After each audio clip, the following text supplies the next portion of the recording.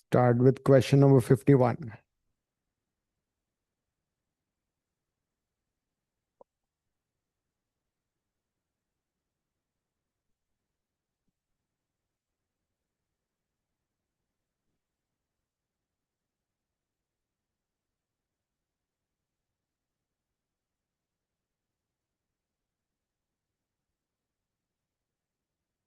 This is NIFT 2022 paper. So I have not attempted the mock. This is a practice paper. You can attempt it now. Okay.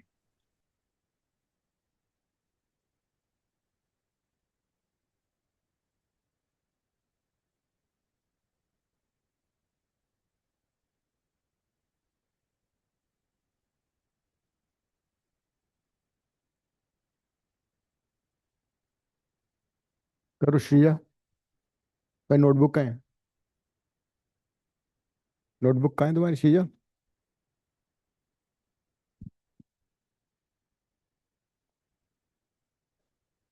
आ रही हो?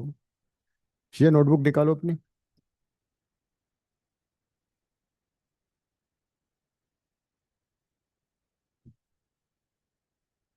हम्म।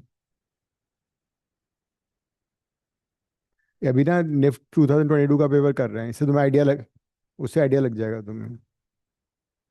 ठीक है, ठीक है, ठीक है, ठीक है। अब ये क्वेश्चंस कर लो साथ साथ।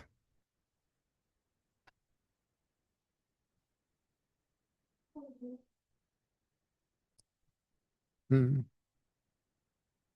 आंसर अन्य 9 है। 9 आंसर है। It is 3 raised to power 2 raised to power 3 divided by 3 square to the power 3, right. यहाँ पे पावर की पावर 2 है, 2 की पावर 3 है, तो 2 की पावर 3 कितना हो जाएगा? 8। ये 3 की पावर 8 हो गया। दिस इज, अगर चाहो तो उसको पहले 9 भी लिख सकते हो तुम। 9 क्यूब हो जाएगा, या you could have directly do it. You know that when you have a number raise to some index, again raise to some index, उसकी जो पावर है वो मल्टीप्लाई हो जाती है। तो यहाँ पे पावर मल्टीप्लाई हो रही है। So this would B 3 to the power 2 into 3. So 3 to the power 8 by 3 to the power 6. 3 to the power 8 minus 6. So 3 to the power 2, which is 9. देखो इन दोनों में बहुत डिफरेंस है। a to the power b to the power c, और दूसरा है a to the power b to the power c। हाँ, तो कर सकते हो। ऐसे अगर लिखा है तो इसमें b की पावर है, ये ठीक है। ये डिफरेंट है इससे। This is, this part is, c is power of b। तो इसको हमने ऐसे किया, पहले 2 क्यूब सिंप्लीफाई कर लिया, तो 2 की पावर 3 है ना, 8 हो जाएगा वो 3 रेज टू पावर 8 हो जाएगा। देन यू नो दिस कि if you have a to the power b divide by a to the power c, same base में पावर माइनस हो जाती है। शीजा तुम लिख क्यों नहीं रही हो उसको? लिख लिया? यहीं पे लिखो, ठीक है। कौन सा? हाँ, पावर ये लिख लो ना। ये दोनों चीजें लिख लो तुम, इसको नोट कर लो।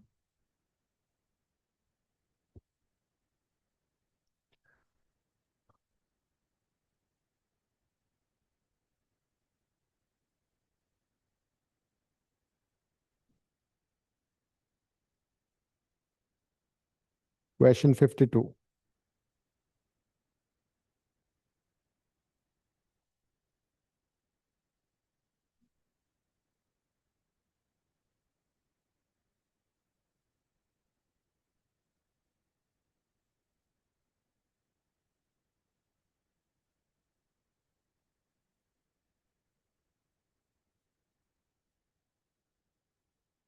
उसका आंसर 9 था पिछली बार का।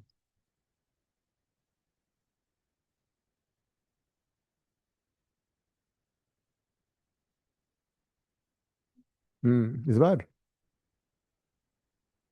चलो अच्छा है तुम्हारे लिए।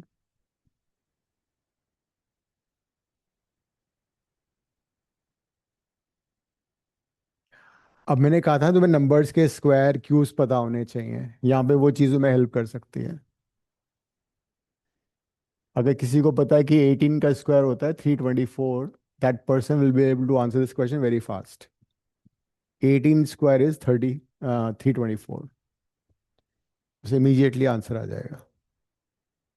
हाँ, तो दैट टेक टाइम बिकॉज बहुत सारे क्वेश्चंस होते हैं। स्क्वायरिंग बोथ द साइड्स कर लो, आंसर आ जाएगा। कोई बात नहीं, उसको हम हटा लेंगे ना। 18/100 कर लो उसको। हम्म। देखो ऐसा है, तुमने 18 का स्क्वायर किया तो 324 आ गया वो। अब उसमें 4 डेसिमल हैं। हाँ, तो यहाँ जीरो लगा के ऐसे डेसिमल करना पड़ेगा। सो 32.4 divide by x, and this would B, इसको हम चाहें तो ऐसे लिख सकते हैं, 18/100, 18/100 का होल स्क्वायर।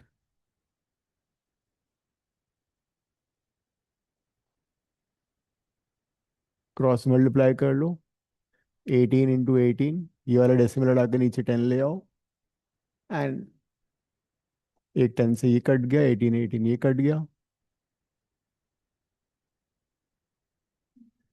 1000 is answer.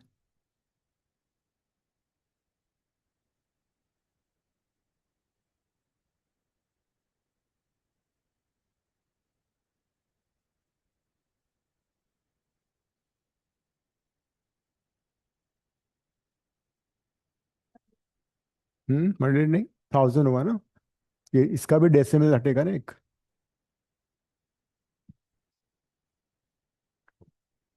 तो 32.4 भी तो है ना वो, इसका भी तो डेसिमल। ऐसे कैसे कर।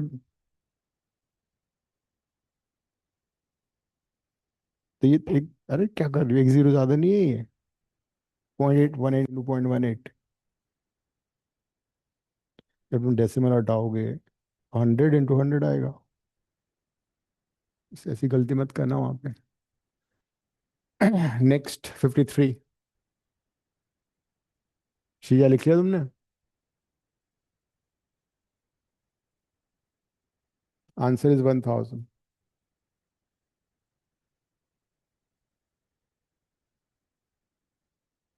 If 12 1/2% of a certain number is 32, what is 40% of that number? Options: 92, 98.2, 102.4 and 109.6। तो परसेंटेज के क्वेश्चंस आते हैं। किसी नंबर का 12.5% 32 है। So let that number be X. X का 12.5%, एक्स इंटू 12.5%, ये हो जाएगा। And this is how much? 32। X का 12.5% is 32। So that means x will be 32 into 100 by 12.5। Decimal हटा दोगे 10 आ जाएगा। तो this is x। Once you know x, इसका 40%, so 40% of x will be 40। हाँ, डायरेक्ट कर लो, डायरेक्ट कर लो। 40 × x/100 ऐसे कर लो। Don't waste time on calculations. So this would be 40/100 into x. X की वैल्यू तुम्हें पता है, 32 × 100 इंटू 10/125। इसको सॉल्व कर लो।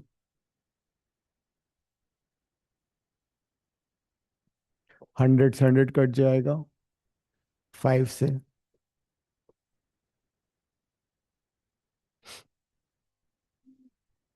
5 8 जा 40। तो 32 इंटू 16 डिवाइड बाई 5। तो एक तो तरीका होता है इनको मल्टीप्लाई करो 5 से डिवाइड करो, लेकिन अगर नीचे 5 आ रहा है तो ऊपर से 2 मल्टीप्लाई करके तुम 10 बना सकते हो ताकि डेसिमल लगाना पड़े। तो 2 से मल्टीप्लाई डिवाइड कर दो। तो 32 इंटू 32। 32 इंटू 32 कितना होता है? अगर याद है तो कोई बात ही नहीं, तो करना पड़ेगा। 1024 होता है, याद कर लो उसको। तो 1024 डिवाइड बाई 10, 102.4 हो जाएगा। 2 रेज टू पावर 10 होता है 1024, याद कर लेना ये। 4 4 नॉट 5। नेक्स्ट करो।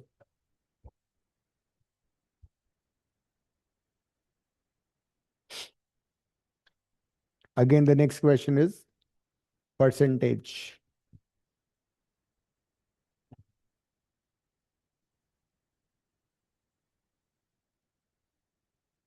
ठीक है, so answer is C. Remember this result, 2 raise to power 10 is always, काम आएगा ये 1024। 2 रेज टू पावर 9 इज, इसको हाफ कर दो, 512। 2 रेज टू पावर 8 इज 256। Remember this.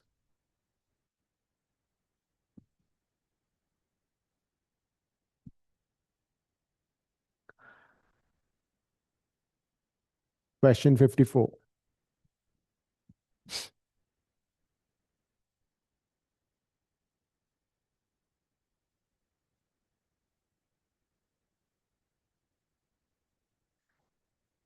The salary of a school teacher was increased by 25% and later it was decreased by 25%.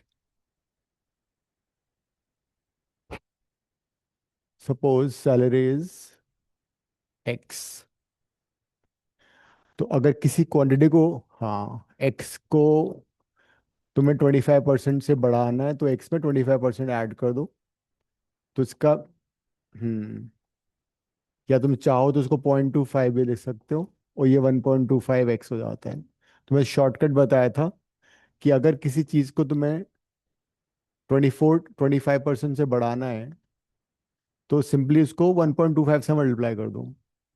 किसी चीज़ को तुम्हें 10% से बढ़ाना है, 1.1 से मल्टीप्लाई कर दो। किसी चीज़ को 50% से बढ़ाना है तो 1.5 से मल्टीप्लाई कर दो। तो अगर तुम्हें वैसे करना है तो वैसे भी कर सकते हो, तो इस प्रॉपर मेथड से करना थोड़ा टाइम लग जाता है इसमें। ठीक है। तो once you have increase the salary by 25%, the new salary is 1.25x। ये तो फ्रैक्शन में करना है तो वैसे कर लो, 5x/4, बात वही है। अब इट इज डिक्रीज बाय 25%। तो डिक्रीज का मतलब क्या होता है? अगर तुम्हें शॉर्टकट से करना है तो उसको माइनस, उसको 0.75 से मल्टीप्लाई कर दो। Decrease by 20। हम्म। तो डिक्रीज बाय 25 का मतलब है इसको 0.75 से मल्टीप्लाई कर दो। शॉर्टकट मेथड समझ लो। अगर किसी चीज को तुम्हें डिक्रीज करना है बाय 10% तो क्या करोगे, 1 में से 0.1 माइनस करो, तो हो जाता है 0.9। डिक्रीज बाय 20% क्या करोगे, 0.8 से मल्टीप्लाई करोगे। हाँ, इजी हो जाता है। किसी चीज को तुम्हें 50% से डिक्रीज करना है तो क्या करोगे, 0.5 से मल्टीप्लाई कर दो। तो यहाँ पे हमने 25% से डिक्रीज करना है, मैंने 0.7 से मल्टीप्लाई कर दिया। तो this is the, and now it is how much, it is equal to कितना दे रखा है, 937.5। और दूसरी बात, ये फ्रैक्शन भी याद कर लो, 3/4 हमेशा 0.75 होता है, 1.25 हमेशा 5/4 होता है। ये काम आएंगे तुम्हारे। 1/2 इज 0.5, 1/4 इज 0.25। तो कैलकुलेशन में थोड़ा टाइम सेव हो जाएगा। तो इसको मैंने 5/4 लिख दिया, इसको मैंने 3/4 कर दिया। 937.5. So now you save some time calculation में, क्रॉस मल्टीप्लाई कर दो. So 937.5 into 16 divide by 5 into 3.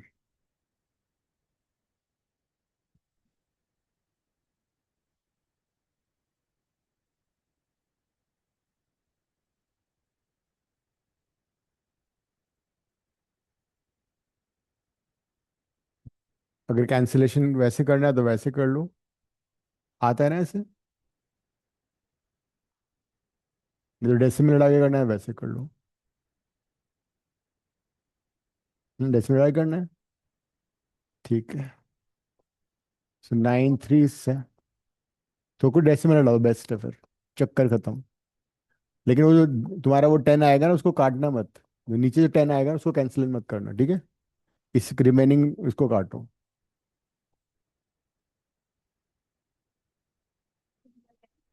9 है वो. राइट, फिर ये 3 से कट जाएगा, देखो. ठीक है. अब इस 5 से 10 को मत काटना. वो डेसिमल हटा देंगे ना, 625 को 16 से मल्टीप्लाई कर लो. एक चीज याद रखो, 25 इंटू 4 100 होता है. 25 इंटू 8 200 होता है. 25 इंटू 16 400 होता है. 25 इंटू 6 150 होता है. If you can remember it.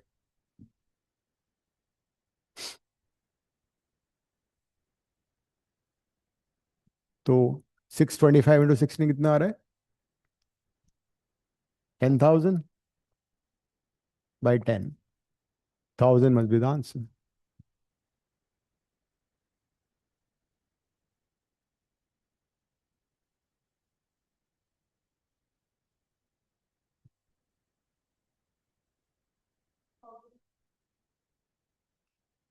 Hmm.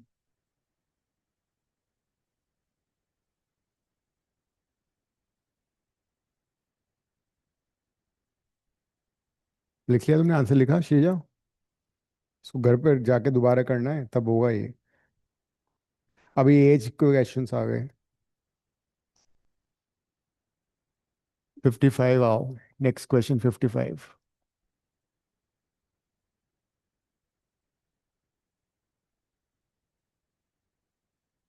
Average age of 10 men is increased by 2 years.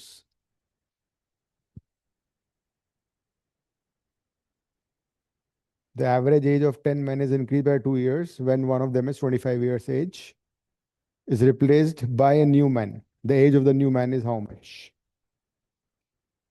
Average, you know how to find average or mean? कोई simple 10th class वाला ये. If you have 10 people or n people in general, सबको, yes, use this, कर लो अपने आप से, हो जाएगा ये.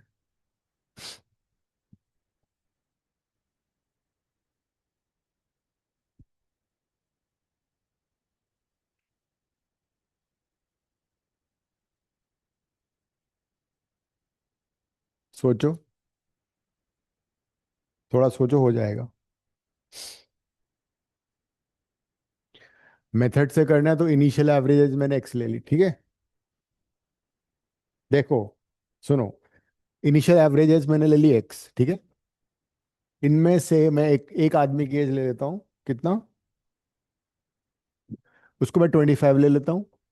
बाकी जो ये 9 लोग बचे हैं उनको मैं वाई ले लेता हूँ, ठीक है. इसमें कोई प्रॉब्लम नहीं है. बाई 10. ये आ गया इक्वेशन नंबर 1.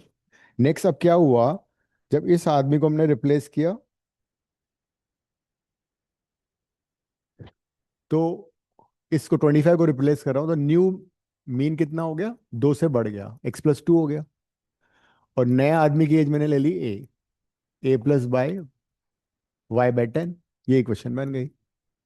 अब इन दोनों को तो माइनस कर या एक्स को रिप्लेस कर दो. इस एक्स को इसमें डाल दो.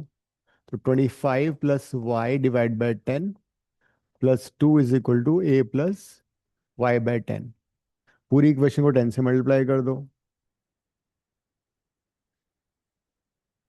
y से y कट जाएगा. आ गया आंसर। कितना आ रहा है देखो, 45 आ गया। इसको तुम कॉमन सेंस से कैसे करोगे, वही बता देता हूँ।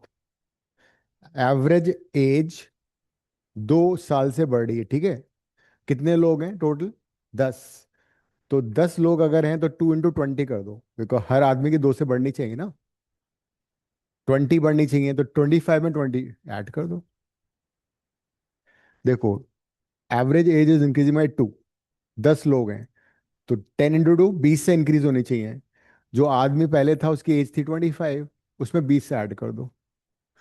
हाँ, अगर मान लो 3 साल से बढ़ रही होती है एवरेज एज, तो 3 × 30 कर देते तो वो 55 हो जाता। 3 × 10 30। बस। तो ऐसे कॉमन सेंस से करोगे और जल्दी हो जाएगा।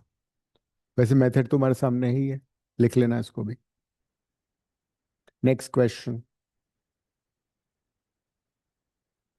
तो मतलब बहुत कुछ खुफिया नहीं आएंगे, इजी क्वेश्चन आएंगे तो तुम कर पाओगे। But the only problem is time, थोड़ा सा टाइम मैनेजमेंट देखना है तुम्हें।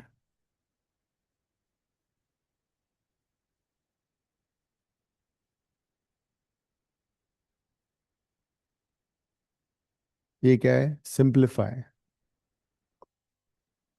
हाँ, 18 ÷ 18 ऑफ 18।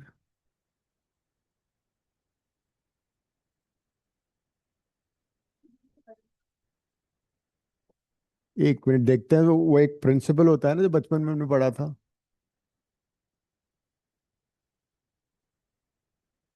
हाँ, ये वाला अप्लाई करना जरा, क्या हो रहा है।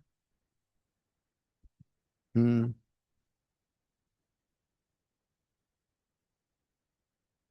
ब्रैकेट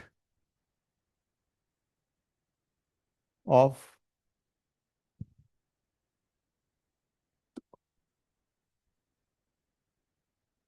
मतलब इस तरह से होगा ना, 18 ÷ 18 ब्रैकेट 18 ऑफ है ना वो फिर। मतलब मल्टीप्लाई होता है, 80 और 18 कट गए तो 80 को। हाँ, तो वही, ये तो आ रहा ब्रैकेट का मतलब भी वही होगा ना, मल्टीप्लिकेशन हो गया। नीचे क्या होगा? नीचे भी डिवीजन पे, तो नीचे भी पहले डिवाइड होगा तुम्हारा।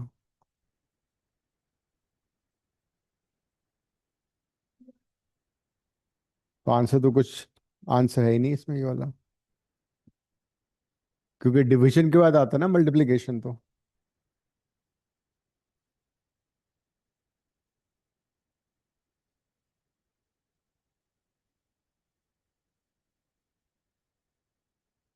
क्या हुआ अनन्या इसमें, रुक गया तुमने, ये क्या गड़बड़ हो रही है इसमें?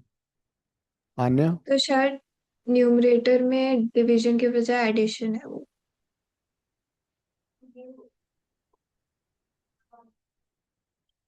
इसका आंसर दे देगा 1/324।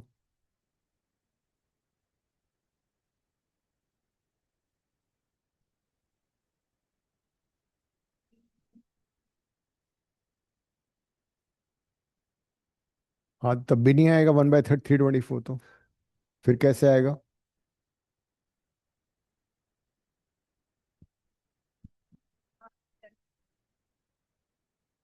कुछ गड़बड़ है इसमें।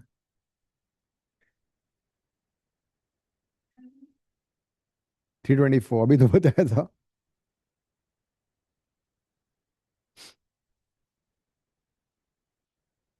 क्या करने से आ सकता है देखो, चेंज।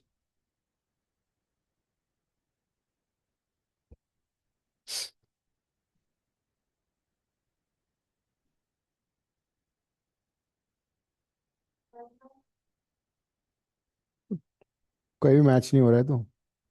थ्री,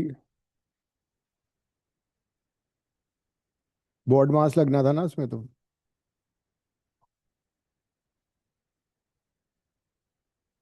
बोर्ड मास से नहीं आ रहा है ये। ठीक है, पहले हाँ, तो मल्टीप्लिकेशन करोगे तुम पहले। 324 हो गया, ये ऐड हो गया। ठीक है, तो 324 + 18, या फिर 18 कॉमन ले सकते थे ना। हाँ, तो 1/90। हाँ हाँ, इसमें कुछ एरर है, छोड़ो इसको, मिसप्रिंट है।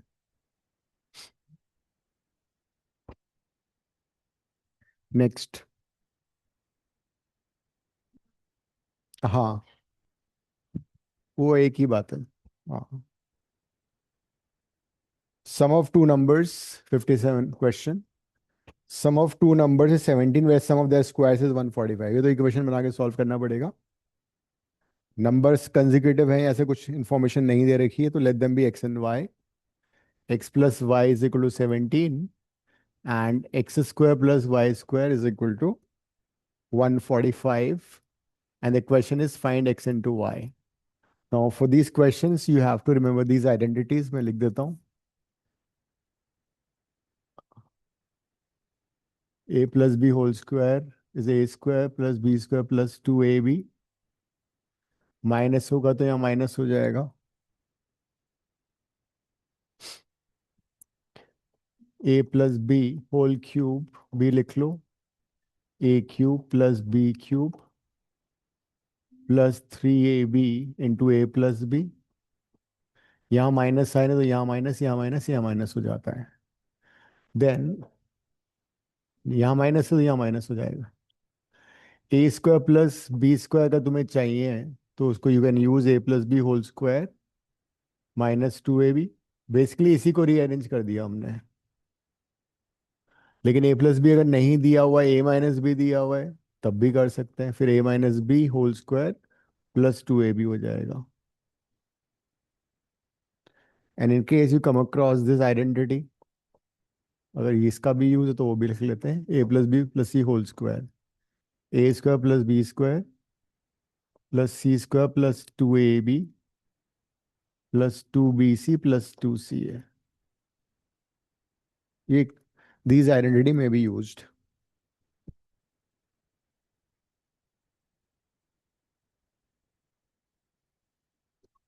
अब यहाँ पे क्या करोगे, x plus y whole square कर लो, स्क्वायरिंग बोथ द साइड। अब वापस वही, जिसको अगर वो पता है 17 का स्क्वायर कितना होता है तो वो बहुत जल्दी कर लेगा, नहीं तो मल्टीप्लाई करना पड़ेगा।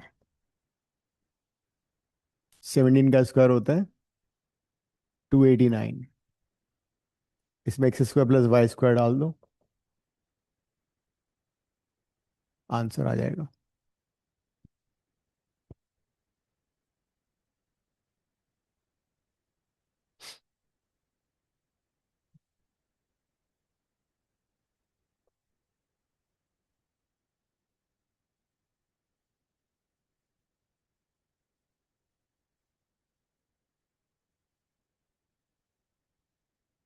सो this would be 2x, 2xy is 144, xy would be 72।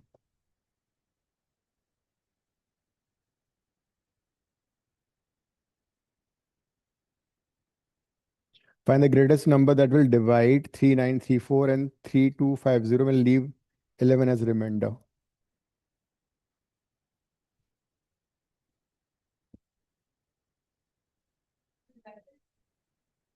हाँ,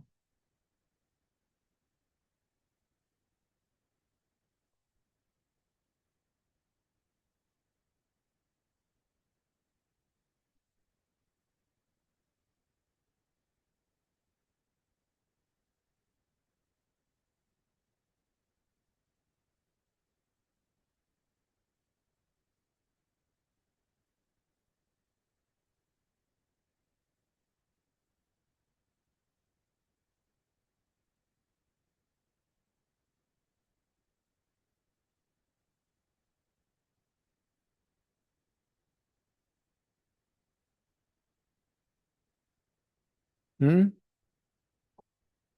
नाइस,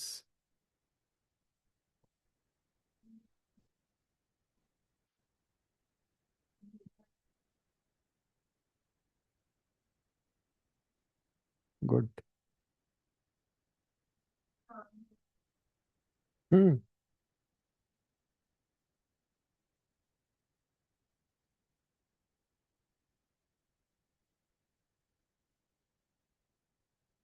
क्या करना चाहिए इसमें बताओ। हाँ, पहले करते थे ना तुम लोग बच्चों में इसको, याद है? और वो याद है? सर 11 माइनस कर देंगे हाँ, दोनों में से 11 पहले। माइनस, जो रिमाइंडर होता है ना उसको माइनस कर दो पहले तो, और फिर दोनों का एलसीएम निकाल लो। एलसीएम ये आएगा ना, वो पूछ रहा है ग्रेटेस्ट नंबर।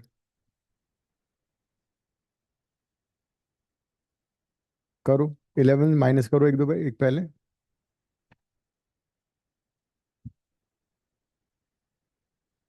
2934 माइनस 11, दूसरा हो गया 3250 माइनस 11।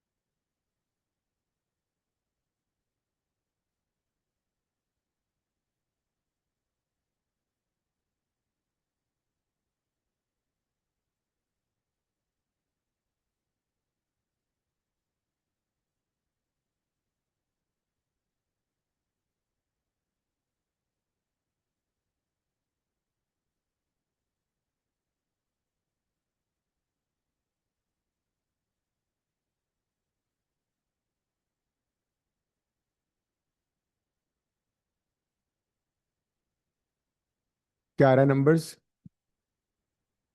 कितना आ रहा है?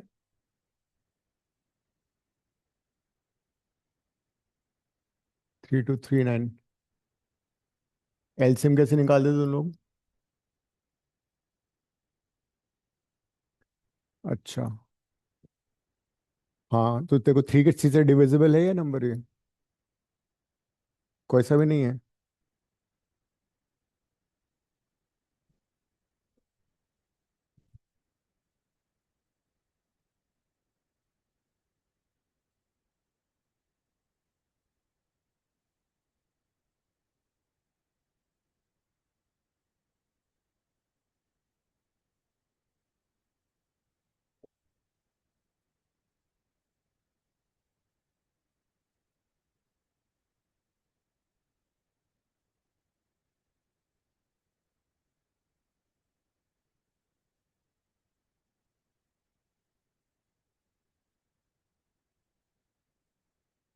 आंसर?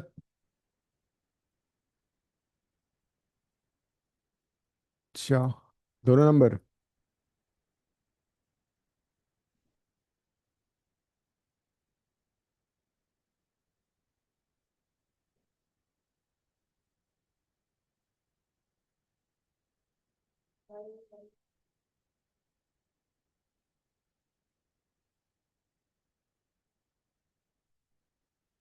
हम्म। इसका आंसर क्या है?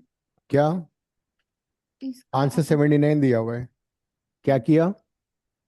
एलसीएम ले लिया। एलसीएम? एलसीएम कैसे निकाला? मतलब वो कुछ आ नहीं रहा था तो फिर मैंने देख लिया कि दोनों 79 से डिवाइड हो रहे हैं। अच्छा। बाकी किसी से नहीं हो रहे। हाँ, वो नंबर इन्होंने ऐसे दिए हुए हैं ना। हाँ तो बेस्ट वही तरीका, सारे प्राइम नंबर है जो आंसर है ना।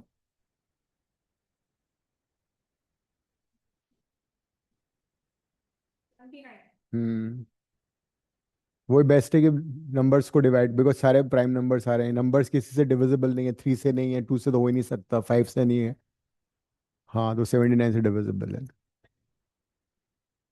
तो जरूरत ही नहीं है।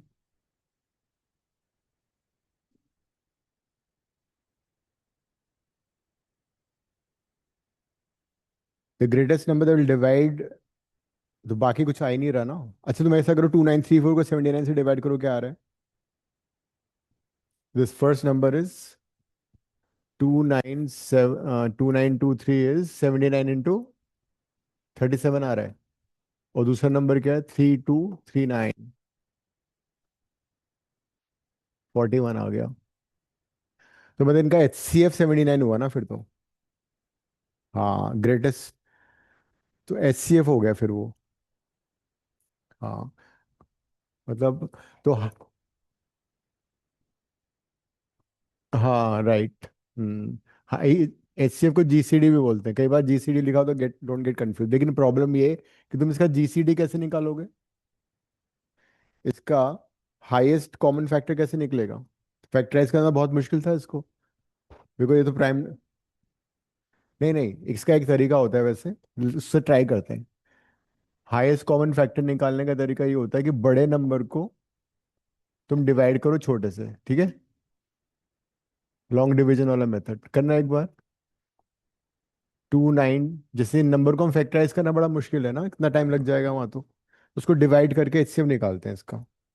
2923 को इससे डिवाइड किया एक बार जाएगा ये, ठीक है। 2923। हाँ बताओ, माइनस करो इसको, क्या आ रहा है बताता हूँ मैं अभी।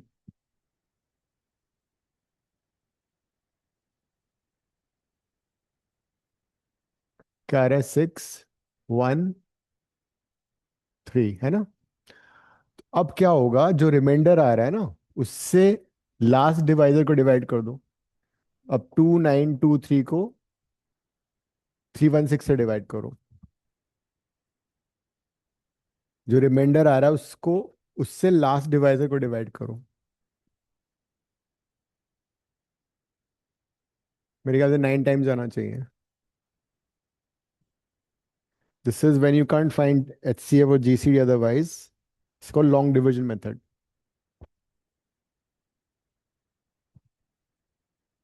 हाँ देख लेना उसमें, they keep changing. 316 × 9।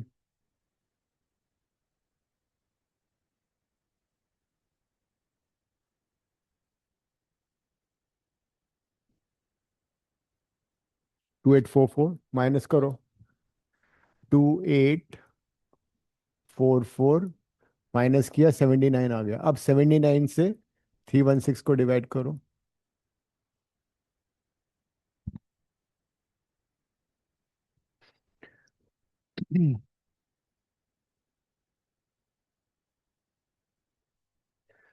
I think this will go 4 times, है ना। And it will completely divided, मतलब रिमाइंडर जीरो आता है। तो इस मेथड में जब लास्ट में रिमाइंडर जीरो आता है, तो हम क्या करते हैं, जो लास्ट रिमाइंडर, वो लास्ट डिवाइजर होता है ना, दैट इज द HCF। इसमें last divisor is your HCF, ऐसे करते हैं। तो इन दोनों का 79 HCF आ गया था। इन लोगों ने नंबर सेलेक्ट करके दिया ताकि उसका तुम फैक्टर निकाल ही नहीं सकते थे, इतना बड़ा नंबर था वो। Next, find LCM of 2 3 5 6 12 60।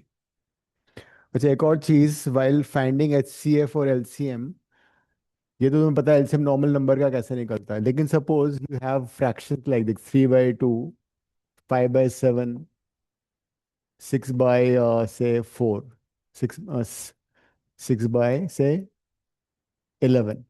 जब फ्रैक्शंस होते हैं उनका LCM कैसे निकालते हैं।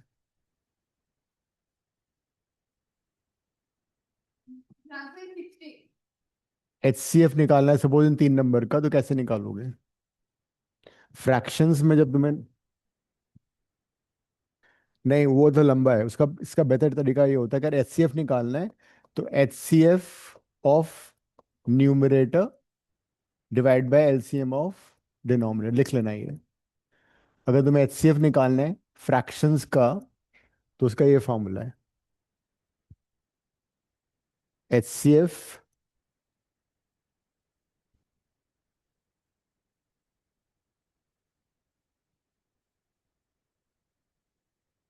Of numerator and LCM denominator.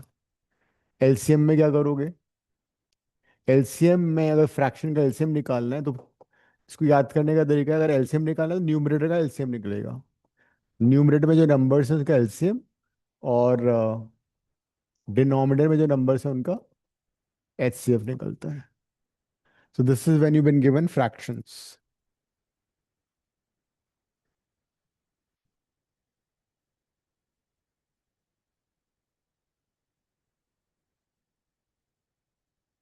ये तो 59 तो सिंपल था। Find LCM of 2 3 5 6 12 60। ये तो हो जाएगा ना सभी का, बिकॉज 60 इसमें लार्जेस्ट नंबर है, तो इसमें तो कुछ करना ही नहीं था। लार्जेस्ट नंबर ही 60 है अमंग द नंबर्स, तो एलसीएम हैज टू बी 60। बाकी सारे छोटे नंबर्स। हाँ, बिकॉज एलसी 60 से, उससे तो एलसीएम तो बड़ा ही होगा ना, गिवन नंबर्स का से एलसीएम बड़ा होगा। Next question. देखो प्रॉफिट लॉस के क्वेश्चन आ गए अब।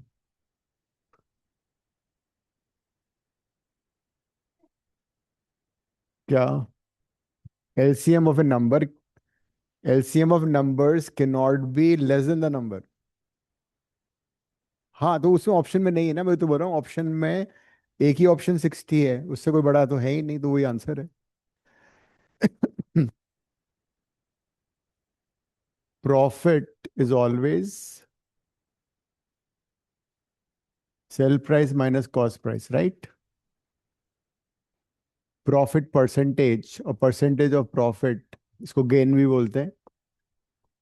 अगर कॉस्ट प्राइस ज्यादा हो तो लॉस भी हो जाएगा। परसेंटेज प्रॉफिट और gain will be always profit divide by CP into 100। Profit हमेशा सीपी के रेस्पेक्ट में निकलता है, तो S P by C P ये बेटर फॉर्मूला है, -1 × 100, ऐसे याद कर लेना इसको। देख लो ये, गेन परसेंटेज और profit percentage always S P by C P -1 × 100।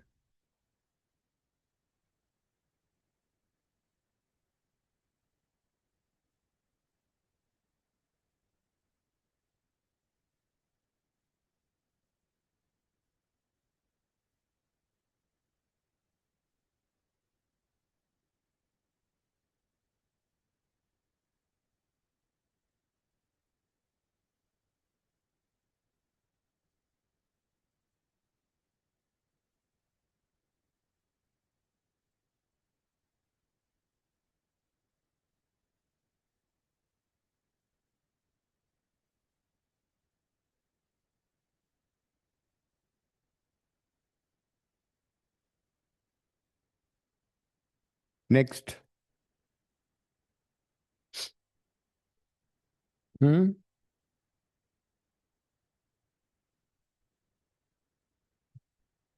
हाँ कर लो, उसको फॉर्मूला मैंने लिख ही दिया है।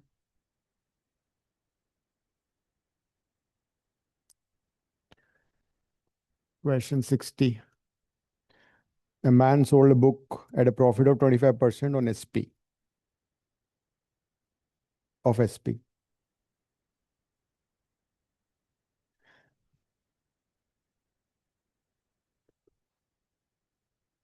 SP को तुम ले लो X, उसने 25% ऑन SP किया हुआ है। करो, खुद से ट्राई करो एक बार।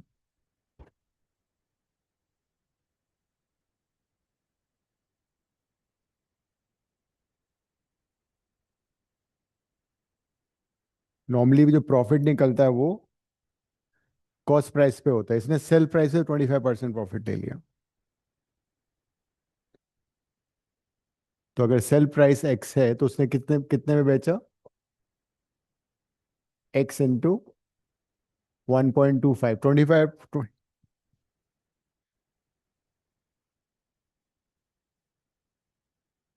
नहीं नहीं, उसने 25% ऑन SP बेचा है ना, सेल प्राइस पे भी 25% उसने प्रॉफिट ले लिया है।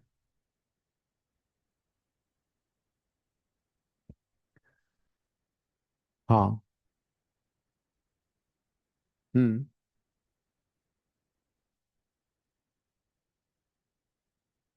अब हमें निकालना है इसका percentage profit on the cost price of the book is.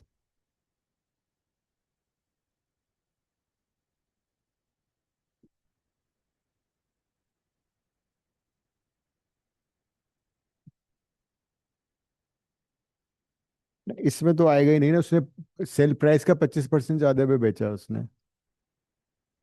Sale price suppose X है, तो उसने सेल प्राइस से भी ज्यादा पैसे कॉस्ट पे भेजा है। तो अब हमें निकालना है हाँ, तो कॉस्ट प्राइस हम कैसे लाएंगे, वही तो प्रॉब्लम है। कॉस्ट प्राइस कहाँ से आएगा? बिकॉज अब नेट जो प्रॉफिट होगा, sorry, profit will be, sale price उसका है एक्स, हाँ सेल प्राइस कितना है 1.25x, and the cost price तो हमें मालूम ही नहीं है।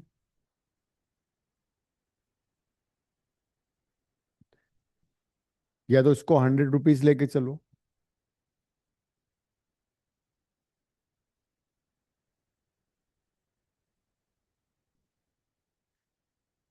हम्म।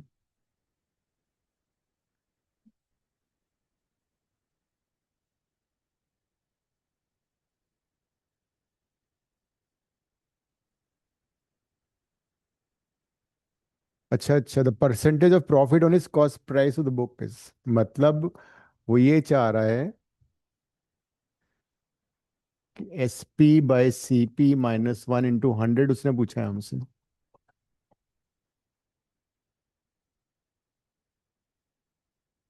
रिप्लेस करो। इक्वेशन समझ में आया अनन्या, 60 वाला? यस सर, क्या? आंसर आ गया। कितना?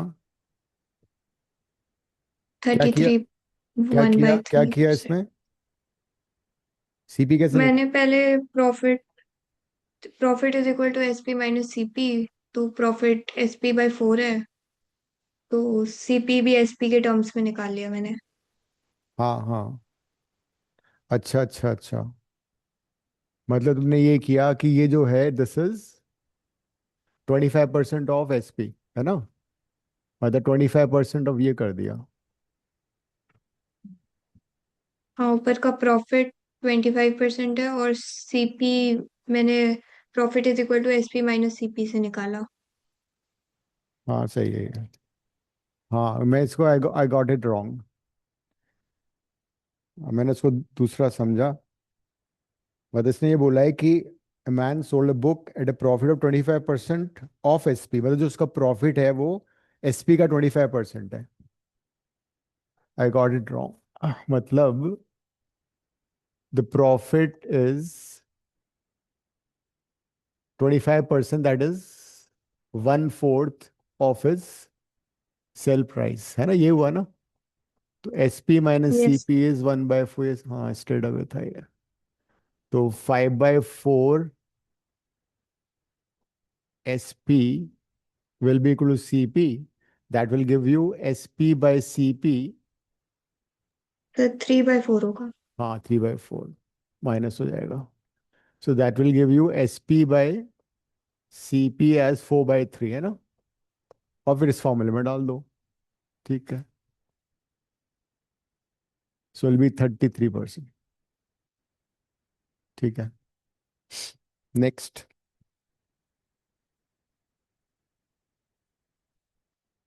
61, a train of length x meters passes a man standing on the platform। ये तो तुम्हारा बेसिक जो हमने फॉर्मूले किए थे ट्रेन वाले उस पे हो जाएगा।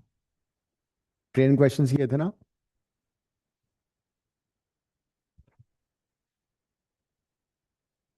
If you have a train of length L and there's a person or a tree,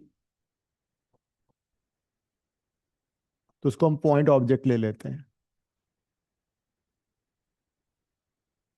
And if it passes that person or the tree with speed v would be simply L/T, ये use हो जाएगा।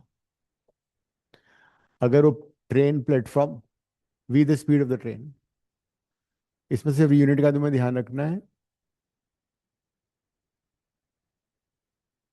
1 kilometre per our को convert अगर करना है तो कैसे करते हैं?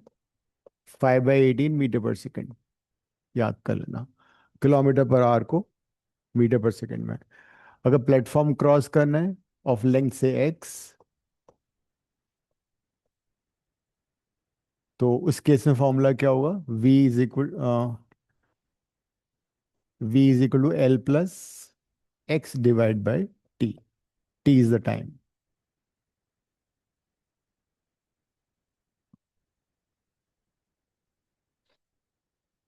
उसमें पहले ऑप्शन देख सकते हो, ऑप्शंस मीटर में दे रखे हैं।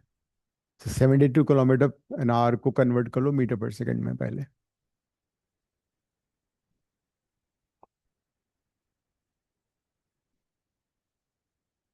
Five by 18, so unit will be now metre per second. तो speed would be 20 metre per second, और फिर फॉर्मूला यूज कर लो।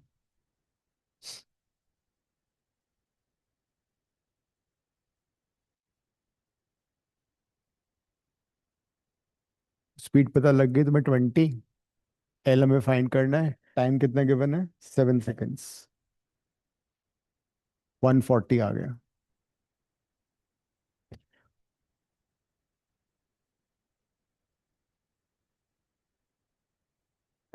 हम्म, इसमें और केसेस भी होते हैं ट्रेन प्रॉब्लम्स में, कि अगर सपोज लिखा हुआ है ना, ठीक है।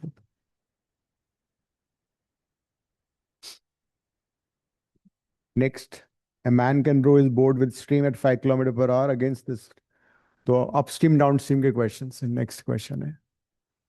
तो बोट स्पीड अगर बी ले लेते हैं या वी बी ले लो, तो यू नो अपस्ट्रीम क्या होता है,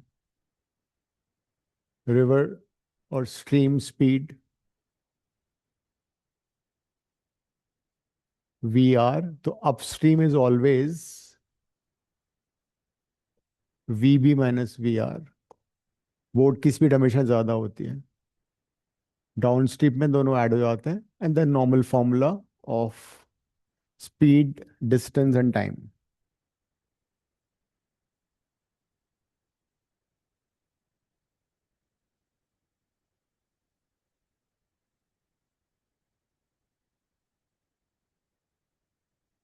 सो ऑप्शंस भी आर में, किलोमीटर में the normal, there is no need to change. 62 question में तुम्हें चेंज नहीं करना है। वी भी उसने पूछा है।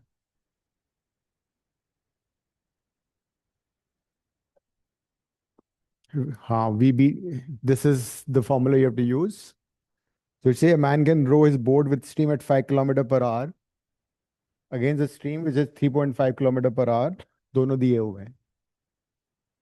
हाँ, तो v b is been given 5 kilometre per hour, v r is been given 3.5 kilometre per hour. How much distance can you go in boat in lake in still water, still water में simple distance हो जाएगा speed of the boat into the time. तो v B 5 है, और time कितना दे रखा है उसने, 2 आवर्स।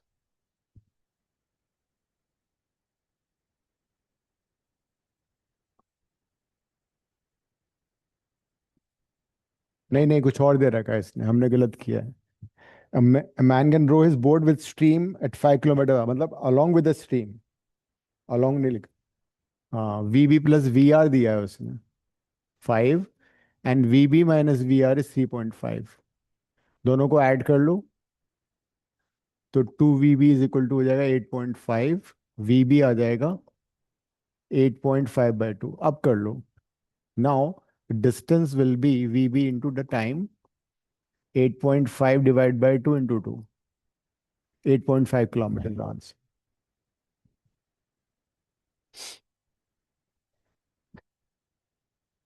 तो उसके तुम क्वेश्चंस करना बाकी, ये सारे हमने वैसे क्लासेस में किए हुए हैं ना। तो वही चैप्टर्स हैं, percentage, profit loss, age questions, train questions, percentage and. ठीक है, ending the class, see you on Sunday at South x.